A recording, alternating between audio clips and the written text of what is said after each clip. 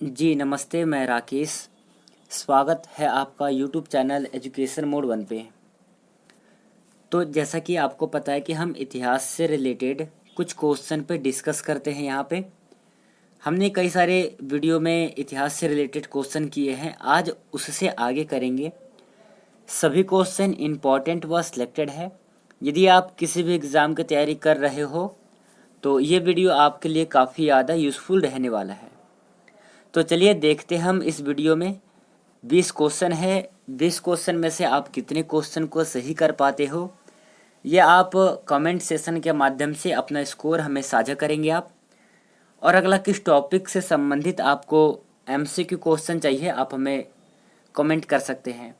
तो चलिए हम आज के इस क्वेश्चन को शुरू कर लेते हैं। पहले नंबर क्वेश्चन से देखेंगे हम। पहला क्वेश्चन है, सिकंदर ने भारत पर आक्रमण किया था।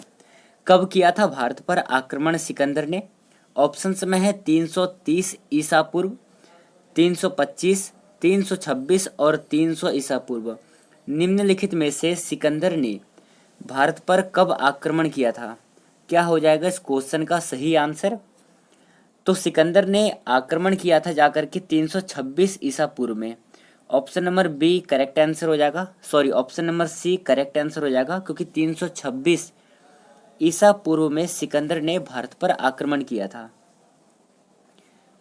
दूसरा क्वेश्चन देखेंगे, उपनिषद पुस्तकें किससे संबंधित है? दर्शन, धर्म, योग और इनमें से कोई सा नहीं।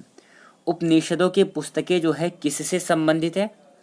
आंसर हो जाएगा आपका ऑप्शन नंबर ए, दर्शन से संबंधित है उपनिषद की पुस्तकें। यदि आपसे पूछे कि उपनिषद कितने हैं, तो शांकर भाष्य जिनके ऊपर प्राप्त हुए हैं वो टोटल 10 उपनिषदें हैं। शांकर भाष्य जिनके ऊपर प्राप्त हुआ है हमें, और उपनिषद किसके ऊपर है? दर्शन से संबंधित है। तो इतना आपको ध्यान रखना है। थर्ड क्वेश्चन करेंगे, वेदों की संख्या कितनी है? इंपॉर्टेंट क्वेश्चन है। 3, 4, 6 या फिर 8? तो जैसे कि आपको पता है कि वेदों की संख्या हमारी 4। कौन कौन से है? पहला है ऋग्वेद, दूसरा यजुर्वेद, तीसरा सामवेद और चौथा है अथर्ववेद। वेदत्रयी की बात करें हम, यहाँ पर कई जगह क्या होता है कि वेद ना पूछ करके वेदत्रयी पूछ लेते हैं। तो वेदत्रयी के अंतर्गत कौन कौन सा आएगा? ऋग्वेद, यजुर्वेद और सामवेद, ये वेदत्रयी के अंतर्गत आएंगे। और वेदों की संख्या कुल पूछे तो कुल संख्या कितनी है? 4 है। इतना आपको याद रखना है। चलिए अगले क्वेश्चन को देखेंगे। चौथा क्वेश्चन है, अंग्रेजों ने फूट डालो और शासन करो की नीति कब अपनाई थी? लाइन है, फूट डालो और शासन करो, इसकी नीति अंग्रेजों ने कब अपनाई थी? क्या होगा इस क्वेश्चन का सही आंसर? आंसर होगा जाकर के आपका 1858 ईस्वी के बाद में अंग्रेजों ने फूट डालो और शासन करो की नीति अपनाई थी। ध्यान रखना है आपको। Option number C correct answer हो जाएगा चौथे नंबर क्वेश्चन का। पांचवा क्वेश्चन है, सिकंदर ने भारत पर कब आक्रमण किया था? ये क्वेश्चन रिपीट हुआ है, ये 326 था इसका। ऑप्शन नंबर सी हो जाएगा। अगला क्वेश्चन है, कुचिपुड़ी नृत्य कहाँ आरंभ हुआ था? कुचिपुड़ी नृत्य कहाँ का है? 4 ऑप्शंस है आपके। इन चारों में से किस स्थान का, जो किस राज्य का कुचिपुड़ी नृत्य है? तो आंसर हो जाएगा आपका जाकर के option number B, Kuchipudi Andhra Pradesh का शास्त्रीय नृत्य है। ये भी आपको याद रखना है। अगला क्वेश्चन, लोधी वंश का लोधी वंश का संस्थापक कौन था? बहलोल लोधी, सिकंदर लोधी, इब्राहिम लोधी और इनमें से कोई सा नहीं। बात कर रहे हैं हम लोधी वंश के संस्थापक की, तो इसके संस्थापक हो जाएंगे आपके Bahlol Lodhi. Option number A right answer हो जाएगा। क्वेश्चन में है, एक ऑप्शन में दे रखा आपका इब्राहिम लोधी, ये लोधी वंश के अंतिम शासक हो जाएंगे। ये भी आपको याद रखना है। चलिए 8वां क्वेश्चन देखेंगे। क्वेश्चन है हमारा, सिंधु घाटी सभ्यता के लोग पूजा करते थे, इनमें से किसकी पूजा करते थे सिंधु घाटी सभ्यता के लोग? तो आंसर हो जाएगा जाकर के आपका पशुपति की पूजा किया करते थे। ये सिंधु घाटी के जो लोग हैं वो पशुपति की पूजा करते थे। तो आपका option number A right answer हो जाएगा 8वें नंबर क्वेश्चन का। 9वां क्वेश्चन करते हैं। प्रथम मैसूर युद्ध किनके बीच लड़ा गया था? मैसूर का जो पहला युद्ध था किनके बीच में लड़ा गया था? क्या हो जाएगा इस क्वेश्चन का सही आंसर? नीचे दिए गए 4 ऑप्शंस है, इन चारों में से मैसूर का प्रथम युद्ध किनके बीच लड़ा गया था? तो आंसर हो जाएगा इसका, जो मैसूर का प्रथम युद्ध है वो ब्रिटिश और हैदर अली इनके मध्य में लड़ा गया था। Option number B correct answer हो जाएगा। चलिए अगला क्वेश्चन करेंगे। 10वां क्वेश्चन है, सिंधु घाटी के लोग विश्वास करते हैं मातृशक्ति में, कर्मकांड में, आत्मा में, या फिर इनमें से कोई सा नहीं। सिंधु घाटी के लोग किस में विश्वास किया करते हैं? आंसर है आपका ऑप्शन नंबर ए, मातृशक्ति के ऊपर वो विश्वास करते हैं। तो option number A correct answer हो जाएगा। 11वां क्वेश्चन इंपॉर्टेंट है ये एग्जाम की दृष्टि से। क्वेश्चन है, आर्य शब्द का शाब्दिक अर्थ क्या है? जी हाँ दोस्तों, आर्य शब्द का शाब्दिक अर्थ क्या है? तो क्या हो जाएगा आर्य शब्द का शाब्दिक अर्थ? आर्य शब्द का जो शाब्दिक अर्थ होगा वो होगा श्रेष्ठ या कुलीन, क्योंकि आर्य का मतलब होता है श्रेष्ठ।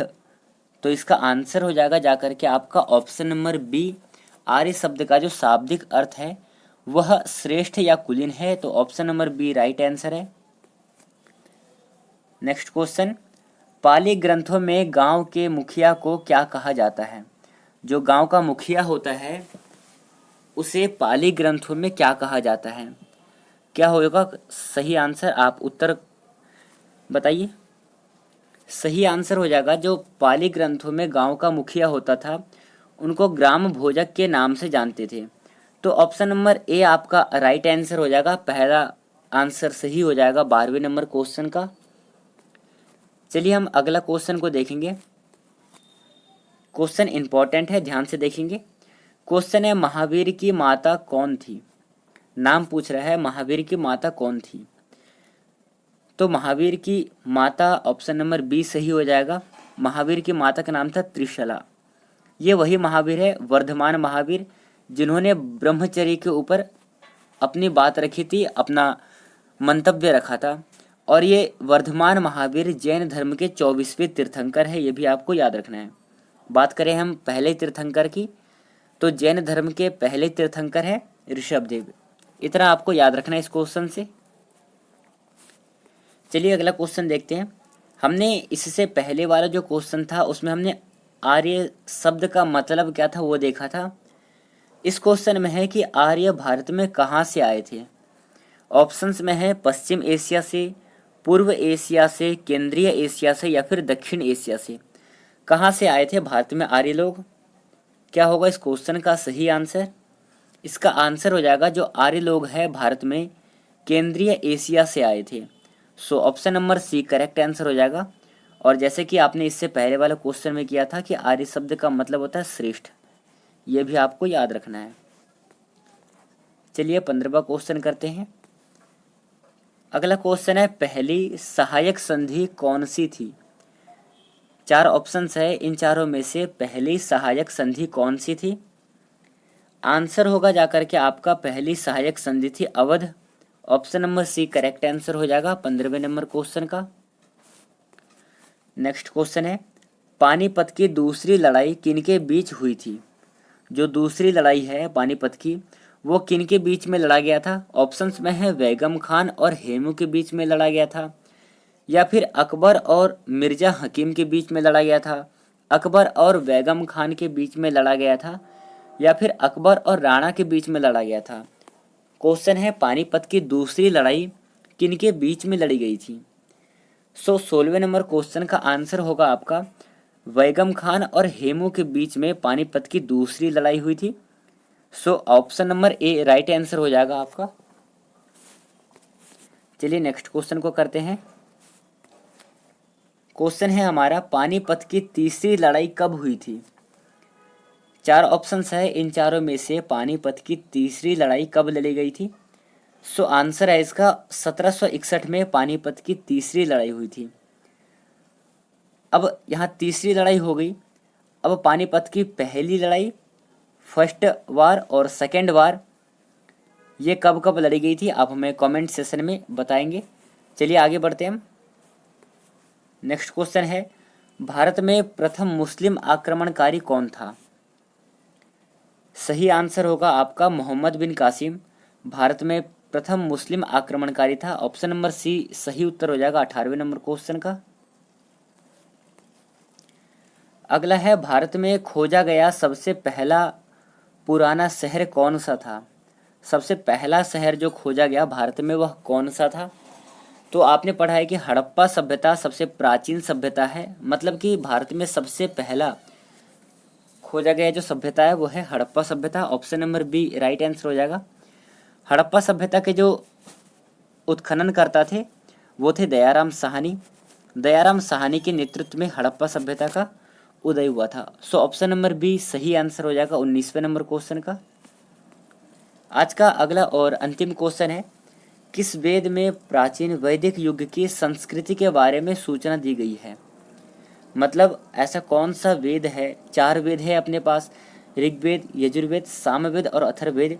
इन चारों वेदों में से प्राचीन वैदिक युग की संस्कृति के बारे में सूचना हमें किस वेद से मिलती है? तो जिस वेद से हमें प्राचीन वैदिक की संस्कृति की सूचना मिलती है वो है ऋग्वेद। ऑप्शन नंबर ए सही आंसर हो जाएगा। और ये विश्व की सबसे प्राचीन कृतियों में से एक है ऋग्वेद। इसके जो लेखक है, जो हम कह सकते हैं इनके जो प्रतिपादक है वो है जाकर के आपके अग्नि ऋषि। ये भी आपको नाम याद रखना है, कई बार एग्जाम में पूछा जाता है। ऋग्वेद के जो ऋषि है वो है अग्नि। सबसे प्राचीन ग्रंथ कौन सा है? ऋग्वेद है। प्राचीन वैदिक युग की संस्कृति के बारे में हमें पता कहाँ से चलता है? ऋग्वेद से पता चलता है। इस क्वेश्चन से इतना आप याद रखेंगे। सो आज के इस वीडियो को हम यहीं पे समाप्त करेंगे। 20 क्वेश्चन थे इसमें, आपने कितने क्वेश्चन को सही किया अपना कमेंट हमें कमेंट सेशन के माध्यम से शेयर करेंगे। और अगला किस टॉपिक से संबंधित आपको MCQ क्वेश्चन चाहिए आप हमें बताएंगे। तो चलिए हम आज की इस क्लास को यहीं पे समाप्त करते हैं। आज की इस वीडियो को हम यहीं पे रोकते हैं। मिलेंगे नेक्स्ट वीडियो में, तब तक के लिए जय हिंद।